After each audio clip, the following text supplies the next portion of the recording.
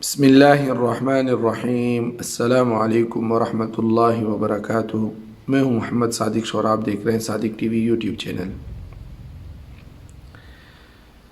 بعض عورتوں کا حمل ہوتے ہی صرف لڑکی کی ایسی تمنا اور دعا کرنا کہ لڑکی پیدا ہو جائے، یعنی جو اس کا خاوند ہے اس کی یہ تمنا کرنا کہ لڑکی پیدا ہو جائے تو اس کو برا سمجھے، چہرہ افسردہ ہو جائے، دل غمگین ہو جائے، یہ مسلمان عورت کے لیے کسی طرح بھی مناسب نہیں۔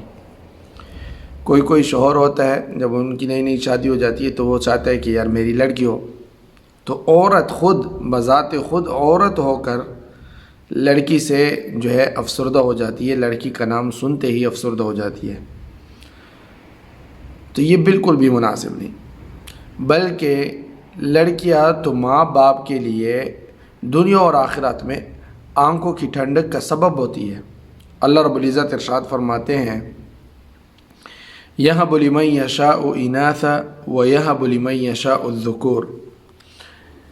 اس آیت مبارکہ میں اللہ رب العزت نے لڑکیوں کا پہلے ذکر فرمایا اور پھر لڑکوں کا، اور جو چیز اللہ تعالیٰ کی طرف سے اپنے بندے کو ملے وہ ہر حال میں خیر ہی خیر ہے۔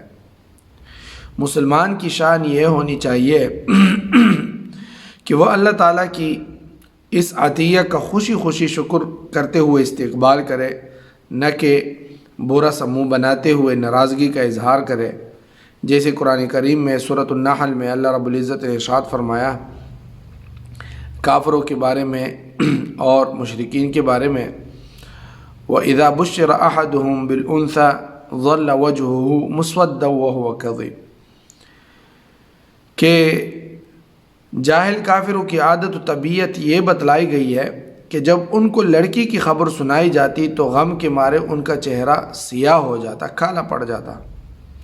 تو معلوم ہوا کہ لڑکیوں کو برا سمجھنا کافروں کی بدترین خصلتوں میں سے ہے۔ کسی مسلمان کی شان سے یہ بات بالکل بعید ہے کہ وہ لڑکیوں کو برا سمجھے، بلکہ لڑکیاں ہونا خوش قسمتی اور سعادت کی بات ہے۔ یہ خوش نصیبی ہے، خوش قسمتی ہے، سعادت ہے۔ اسی لیے سورۃ شورى کی آیت کے موافق امام وائل بن الاسقا رحمۃ اللہ علیہ فرماتے ہیں، بیوی کی سعادت اور نیک بختی میں سے یہ ہے کہ اس کے ہاں پہلی لڑکی پیدا ہو، یعنی پہلی اولاد لڑکی ہو۔ اس لیے کہ اللہ تعالیٰ نے قرآن کریم میں جو ارشاد فرمایا ہے، اس آیت میں لڑکیوں کا پہلے تذکرہ ہے اور بعد میں لڑکوں کا۔ امام احمد رحمۃ اللہ علیہ کے بیٹے صالح فرماتے ہیں، جب بھی ہمارے ہاں لڑکی پیدا ہوئی تو میرے والد صاحب امام احمد بن حنبل رحمۃ اللہ علیہ فرماتے یہ بہت خوشی کی بات ہے، اس لیے کہ انبیاء کرام علیہم الصلاۃ والسلام کی اکثر جو ہے ان کے ہاں لڑکیوں کی پیدائش ہوئی، اور اکثر انبیاء کرام علیہم الصلاۃ والسلام لڑکیوں کے والد ہوا کرتے تھے۔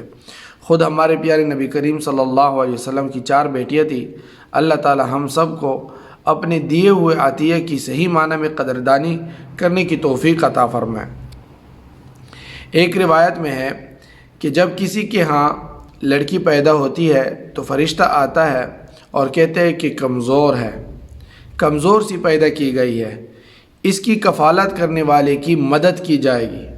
جو بیٹی کی کفالت کرے گا اس کو جو ہے صحیح تربیت سے اس کو بڑا کرے گا، پالے گا، تو فرماتے ہیں کہ اس کی مدد کی جائے گی، طبرانی کی روایت ہے۔